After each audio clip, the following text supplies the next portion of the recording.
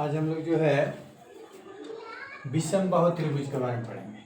ठीक है, विषम बाहु त्रिभुज।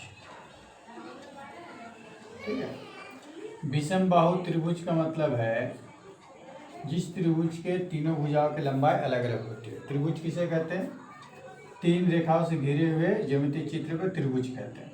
तो एक ऐसा त्रिभुज जिसका तीनों भुजा अलग अलग हो, ये मान लीजिए अलग है, ये अलग है, ये अलग है, ये ए है, ये बी है और ये सी। तो अगर अलग अलग लंबाई होता है तो इसमें हम लोग क्या का फॉर्मूला निकाल सकते हैं? एक परिसीमा, यानी इस विषम बाहु त्रिभुज की परिसीमा या परिमिति क्या होगा?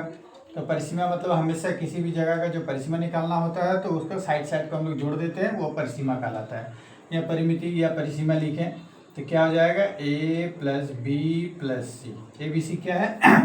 तीनों भुजाओं की लंबाई है। इस भुजा की लंबाई ए, इस भुजा की लंबाई बी, इस भुजा की लंबाई सी। तो परिसीमा हो गया ए प्लस बी प्लस सी, यानी तीनों भुजाओं का योगफल।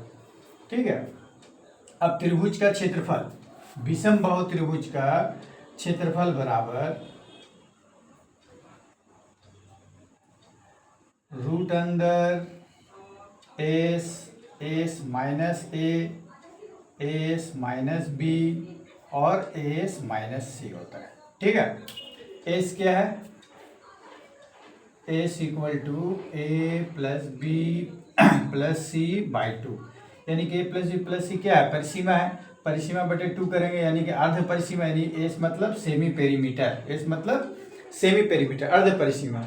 तो अर्ध परिसीमा तीनों भुजाओं को जोड़ करके बाई 2 कर देंगे, जो आएगा वो अर्ध परिसीमा हुआ। उसके बाद जो हम लोग का फॉर्मूला है विषम बाहु त्रिभुज के क्षेत्र पर, रूट अंदर एस माइनस ए, एस माइनस बी और एस माइनस सी। एस के जगह पर यहाँ से जो वैल्यू आएगा वो बैठा देंगे और ए बी सी यहाँ पर जो दिया हुआ है उसको हम लोग बैठा देंगे। माइनस करने के बाद उसका अंदर की संख्या को स्क्वायर रूट करेंगे तो हम लोग का विषम बाहु त्रिभुज का क्षेत्रफल आएगा। ये दो फॉर्मूला हुआ विषम बाहु त्रिभुज का, एक परिसीमा और एक क्षेत्रफल।